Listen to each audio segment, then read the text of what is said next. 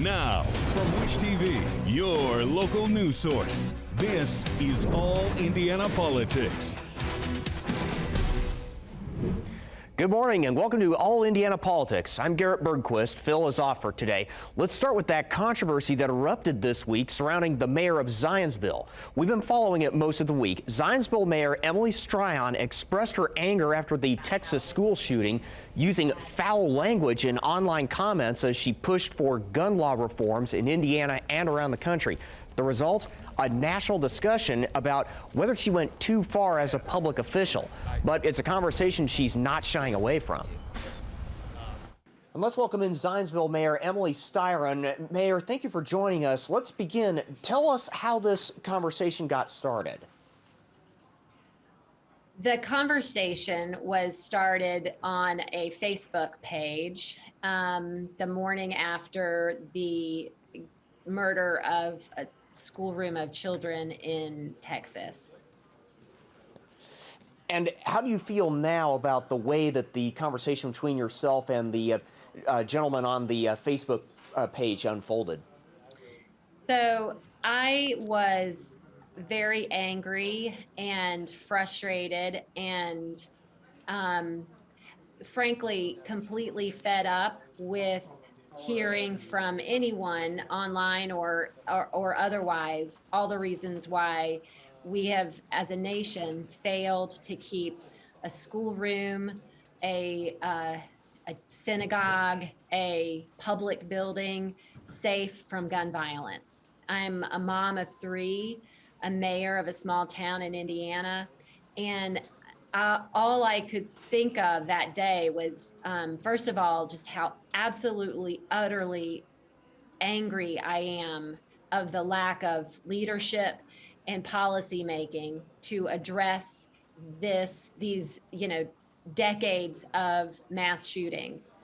My oldest child was a 10-year-old when Sandy Hook happened, and my youngest is a 10-year-old today. And thinking about the bookends of my own children and thinking just for the grace of God that we didn't have an event like that at Eagle Elementary here in Zionsville. Imagine what would my response been to people making excuses for why these things happen if this had been the school that my son goes to, that it's right in the middle of our town. I don't think that, I really don't understand more of us aren't calling out people in every conversation who insist that we just can't do anything. It's a mental health problem or something else. I feel like we should all have very strong words around electing policymakers who are going to protect our public buildings, our school children, our public safety officers. This should not be a conversation around profanity. It should be a conversation around how are we as a state and local communities going to make our schools more safe? What to you represents the ideal solution? What to you are common sense gun control measures? Well, first of all, I would look at public safety folks to help craft some of those measures. And if you recall, the state police chief asked the Indiana legislature to please institute some sort of gun control measures, including licensing gun owners. Seems like a very clear, that's a very clear message taken from someone that should be one of the leaders in terms of talking about this. I also think about voting as being a right that is enshrined in the Constitution. And as a voter, you and I have to register. We have to, in some cases, if we vote in a primary, we have to tell what party we are in. I think that, when you actually get to the election ballot, you have to show ID to prove that you are who you are. There's a lot of structure involved in exercising your right to vote. if you drive a car, you have to have insurance in order to get a license to drive. You have to have proven that you know how to drive, that you've taken training at some point in terms of getting your first driver's license. You also are arrested and held liable for breaking rules that are instituted on our public roadways in order for using your car. So there's structure around exercising rights and privileges that we have as Americans. And I believe that there are lots of folks who have identified some of those structures. And I'd just like us to see policymakers get together and really work on implementing some of those. I'm sure that, you know, the things that President Biden has outlined are a great starting point. And that's what any elected official, any leader really does, is they start off setting a bar and creating a conversation and opening a table for discussion so that all of those policymakers that can be involved in that process can play a role in shaping what's ultimately determined to be the right fit for our country. What comes next for you? What role do you see yourself playing as the mayor of a city in Indianapolis, or in Indiana, excuse me, both in terms of the policies that are implemented on the streets of your own town and on the political level? Well, as mayor, I will absolutely support lawmakers and legislators who are strengthening our gun regulation laws so that they mirror things that other advocates in other communities and other policymakers are indicating could help us reduce the level of gun violence that happens in our country. I don't see, from my perspective, I'm not a legislator, I am not a state policymaker. I am an executive in a wonderful, fabulous community in the state of Indiana. And my job is to ensure that we uphold the laws that are made by legislators outside of our purview. And that is what I am. That's why I am happy that I have an opportunity to ask our legislators to go forward and be brave and be accountable and be the folks that so many of us want them to be in terms of putting together common sense gun laws. Zionsville Mayor Emily Styron, thank you for joining us. Thanks for the opportunity.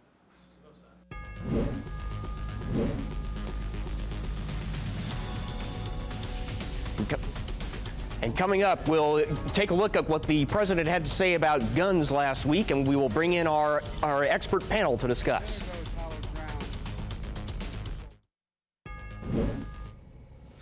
Welcome back to All Indiana Politics. We want to talk more about the push to change the country's gun laws. President Biden went on national television Thursday night to drum up support for a series of changes he wants passed.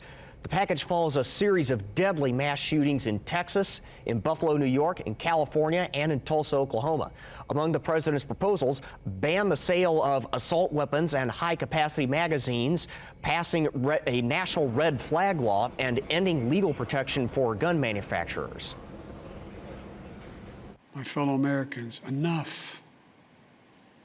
Enough. It's time for each of us to do our part. It's time to act. For the children we've lost, for the children we can save, for the nation we love. Let's hear the call and the cry. Let's meet the moment. Let us finally do something. So let's welcome in two members of Indiana's best political team, Republican Allie Bartlett and Democrat Drew Anderson. Allie, we'll start with you. The president says, enough, let's get something done on guns. Your reaction to what he said Thursday night, why not consider bans on military-style rifles and high-capacity magazines? Yeah, absolutely. So yeah, let's start there. I mean, first and foremost, I know that the president mentioned red flag laws, which we already have on the books here in Indiana. And so I think we can use an example from right here at home as to why over legislating this issue is not the answer, and it's not what's going to help us have tangible change. Just like we saw in the case of the FedEx mass shooting here in Indianapolis, Prosecutor Ryan Mears took no action on the red flag reports that were on his desk for weeks and weeks. He could have, possibly prevented that from happening if those laws had been enforced by our prosecutor. It doesn't help to over-legislate something when the laws that are in place are not being enforced, they're not being followed. And so I'm not sure why additional legislation that would, possibly be infringing on constitutional rights would be the answer here. When there's already laws in place, they're not being followed, they're not being enforced by our prosecutor. Drew, Democrats have been pushing for these same limits after every mass shooting. Is there really anything you can convince enough Republicans to join the cause? I think at the end of the day, what Democrats could do is speak up, because we're speaking up. Folks like Zionsville Mayor Emily Styron speak up because we're tired of our kids dying. We're tired of our children being shot. And a majority of folks are behind gun safety legislation, like background checks, like safe storage laws, like increasing the age to 18 to 21.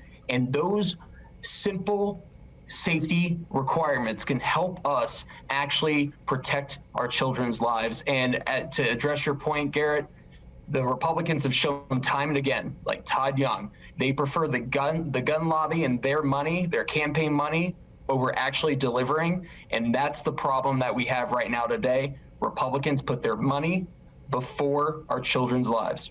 Allie, I'll let you respond to that. Yeah, we have laws on the books here in Indiana that were not enforced by a Democrat prosecutor. So I don't know how you can make that statement. And secondly, to address the Zionsville mayor's comments like that and rhetoric like that just create aggression and do not do anything productive to facilitate conversation are not helpful. All it is just aggressive rhetoric that does nothing to move the ball forward. We are all upset about this. It was a complete tragedy. When we have laws in the books here in Indiana that aren't being enforced by prosecutors, we have a bigger problem there. Let's get to the root of the problem and let's figure out how to enforce the laws that we already have before creating more. Over-legislating I want to get in on that when our current laws aren't being enforced by our prosecutor. Drew, I want to get in on that real quick. Allie, you're slamming rhetoric. Talk to your own party. Jim Banks does aggressive rhetoric. Todd Rokita does aggressive rhetoric. Your former president does aggressive rhetoric. Let me finish, please. Let me finish. Your party does aggressive rhetoric, and you guys say nothing. And then speaking of red flag laws, your former Vice President Mike Pence wants to do away with red flag laws. So you're contradicting yourself. But we're not talking about him. We're talking about the fact that in Indiana, there are red flag laws on the Allie and Drew, I do want to move on and drill down a little bit deeper into this rhetoric issue. We brought up the Zionsville mayor. Drew, capturing some of that, almost what you would characterize as the angry suburban mother demographic, could that be a winning strategy for November? It is, because the reason why Styron spoke up, because she's a mother. When she saw what happened to children in Texas, she saw what happened to children in Sandy Hook 10 years ago. Mothers and fathers and families woke up after Texas and they thought about their kids. And of course she was upset.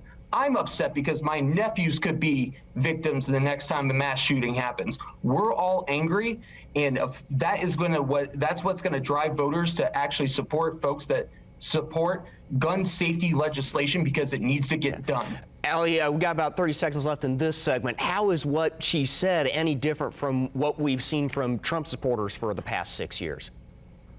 I mean, what she said was angry and divisive and counterproductive. I mean, if we want to get to a real solution here, we need to have a calm, logical conversation about what needs to happen. And first and foremost, everyone's angry, everyone's upset, everyone wants to see tangible results coming out of this. But if we are not enforcing the laws that we have on our books, if we are not training and supporting our police and our first responders and our teachers and everyone else, then what progress can be made? If we're not enforcing the current laws, why would we make more laws? That makes no sense, and I haven't heard. Talk to your leaders. Drew and Allie, stay with us. We'll be back in just a moment. Up next, we'll talk surging gas prices and inflation in Indiana and what state leaders should and should not do about it. That's next on All Indiana Politics. Welcome back to All Indiana Politics as we welcome back Republican Allie Bartlett and Democrat Drew Anderson. Let's talk about gas prices now. Indiana saw the second largest jump in gas prices this week in the United States, topped only by Michigan. It's almost certainly we'll see a $5 per gallon average in the next few weeks. Governor Holcomb told News 8 again this past week he is not considering suspending the state's taxes on gasoline. So, Allie, let's start with you. If it's not taxes on gasoline, what should the governor be doing to give inflation relief? Yeah, so the talking point about suspending the gas tax, first and foremost, I do believe that taking that step is not the correct step to take here. Obviously, inflation is going to continue to rise. We've seen that. So we need to have a logical response to that instead of a quick, hasty reaction that could impact our state's economic certainty for years to come. What could be done is that we can take a look at other tax reductions and other tax relief for Hoosiers going forward, which I think is exactly what he and the legislative leaders intend to do. Drew, I'll let you jump in on this as well. I mean, government leaders can walk and chew gum at the same time, do short-term and long-term solutions. And the short-term solution is pausing the state's gas tax to give temporary relief to Hoosier motorists. 70 cents could be chopped off this gas price right now for Hoosiers, but Republicans say no. To make up for that revenue, we could use surplus dollars or American Rescue Plan dollars that's left over. Republicans are saying no. There is a short-term solution. Democrats are providing it. We are going out and talking about it, and it can happen, but Republicans are saying no. Yeah, we're saying no because a short-term solution could mean long-term impacts on the financial stability of our state. No, don't do, no, Allie, $6 billion surplus, we can fund it. And we have American Rescue Plan dollars, American Rescue Plan dollars is left over. We can fund it. You guys are saying no because you guys are stuck on your fiscal partisanship that everyday families do not care about. Let me jump in right here now. for just a moment. Do either of you think we will see this plan coming out soon, as in this week? A plan from Governor Holcomb? Yes. I think we're going to see traction on development of a plan. I think that what they're doing is they're having to give some logical thought to next steps, including consulting with legislative leaders and determining what the best outcomes are going to be here and when those things can be implemented just under, laws and regulations in the state. Allie said the key point right there. When we can do what?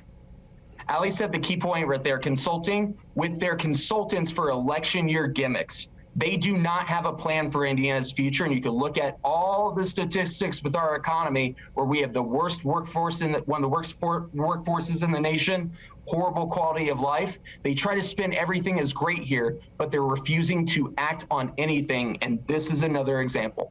We've created an economy. Drew and Allie, I do want to touch on one other topic here. One more question. On Friday, the Indiana Supreme Court ruled in favor of Governor Holcomb and against the legislature and Attorney General Todd Rokita in the emergency powers case. This is for both of you. Was this lawsuit worth it? Allie, we'll start with you.